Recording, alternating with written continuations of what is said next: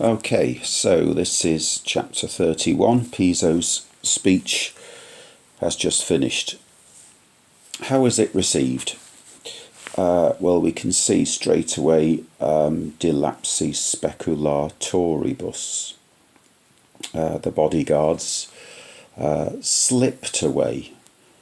Now that might suggest that they didn't really enjoy what they've just heard.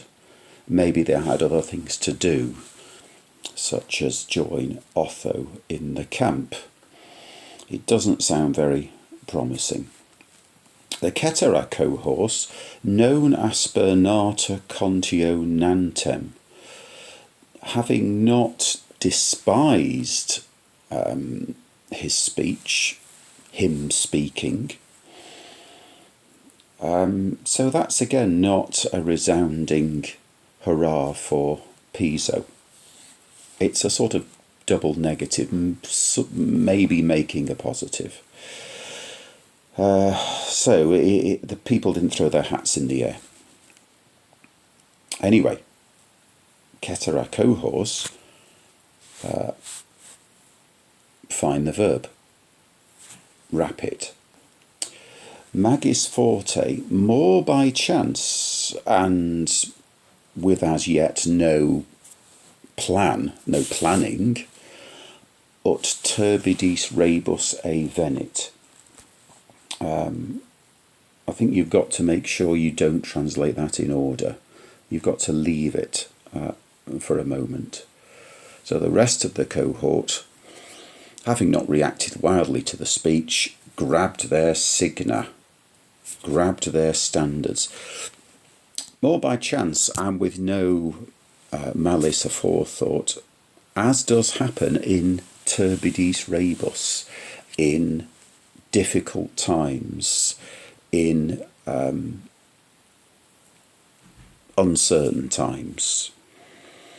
There were great events afoot, and people often misconstrue what's done and see signals in it that really, in ordinary times, they wouldn't even think about twice. So more by chance, they grabbed the standards. Now, I think the suggestion is that by doing that, that could have been seen as a show of support for Piso.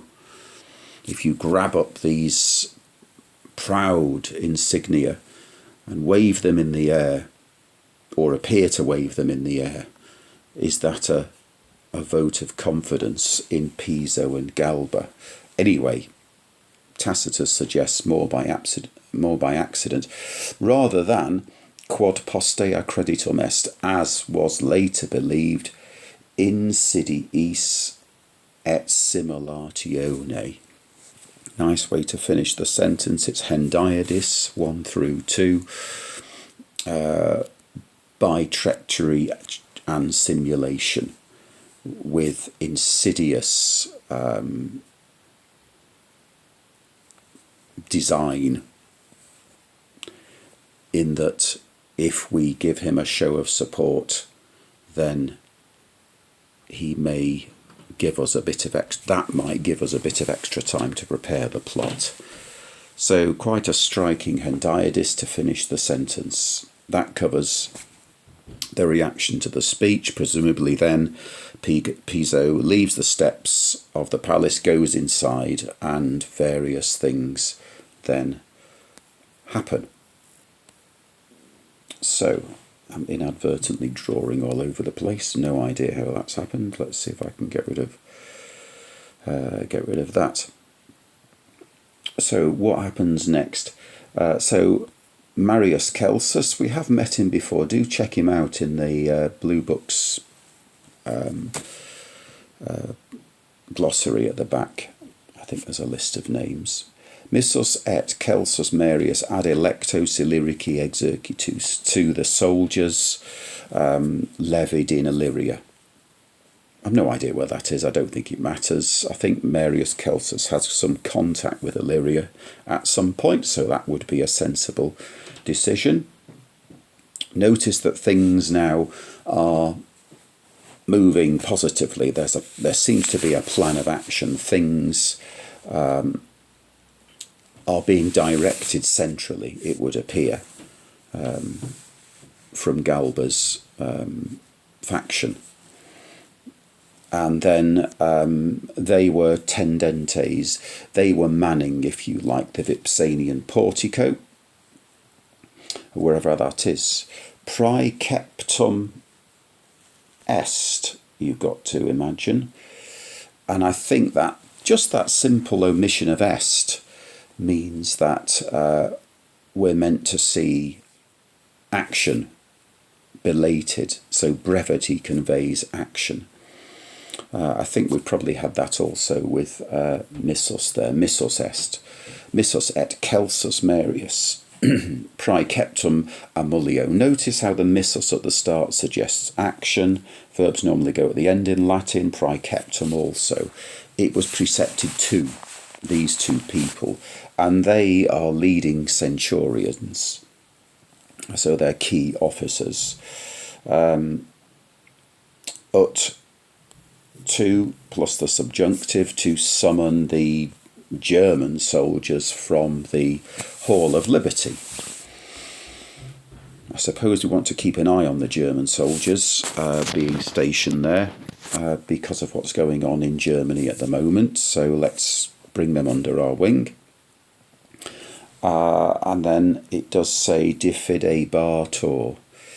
Literally, because it's an impersonal passive, it was being distrusted to the fleet-based legionaries. There was general distrust of the Marines, the Marine contingent, hostile on account of the slaughter of their comrades, whom Galba had trucidaverat. Galba had cut down, slaughtered, butchered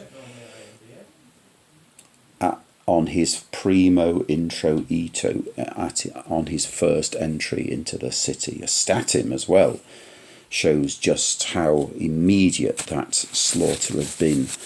Of course, Piso's just made his speech, and where he declared that it was a bloodless coup. But straight away Tacitus is reminding us, oh no, it wasn't. There was, look at those plosives there, caedem commilitonum, the slaughter of their comrades, the cutting down of their comrades. Anyway, then the tribunes Cetrius Severus, Subrius Dexter, Pompeius Longinus, they then make for, notice, look, the present tense there, so it's all quite graphic now, immediate, vivid, action. So they make for the Praetorian camp. Gosh, I don't know how all that suddenly appeared, but there we go. Let's get rid of that. Okay. So all those three make for the Praetorian camp. C, in the hope that an incipient still and not yet fully grown sedition might be flectorator, might be turned aside, might be diverted by better plans. And what happens to these people? Well, of these tribunes, the soldiers with threats rose up against Subrius and Cetrius. Longinus,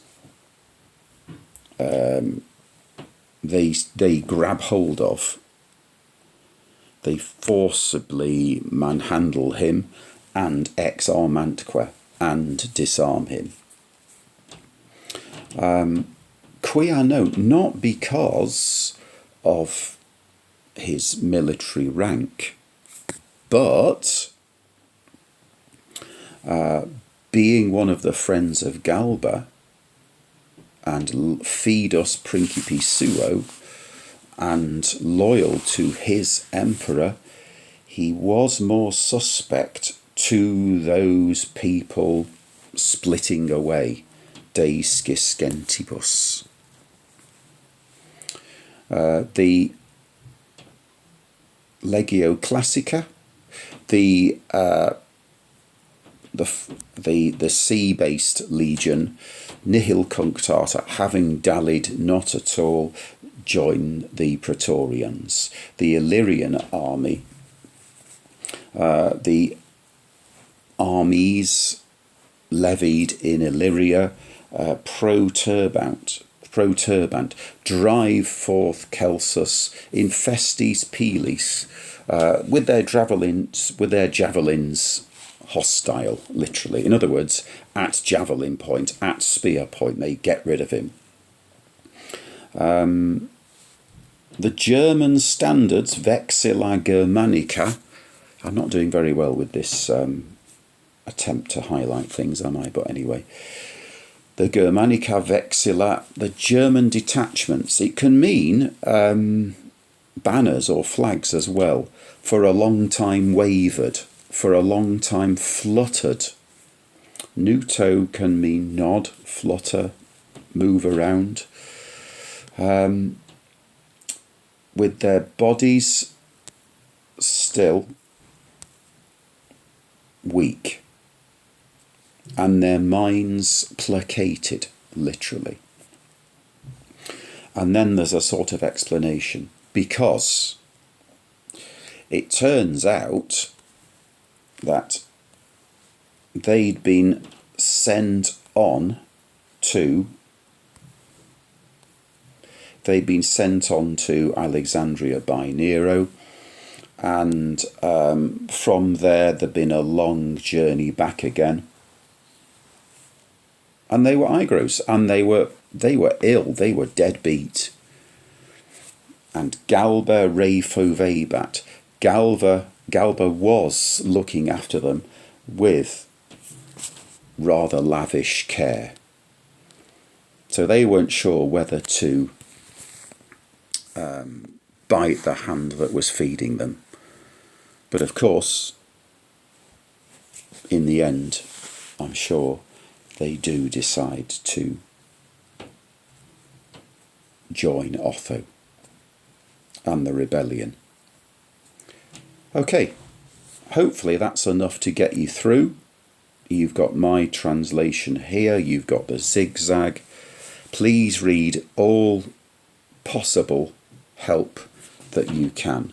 Compare and contrast what's on the sheets I produce in Word, and also what's in the blue textbook, and also what's in the zigzag, and just get out of that what you need. Okay, enough's enough.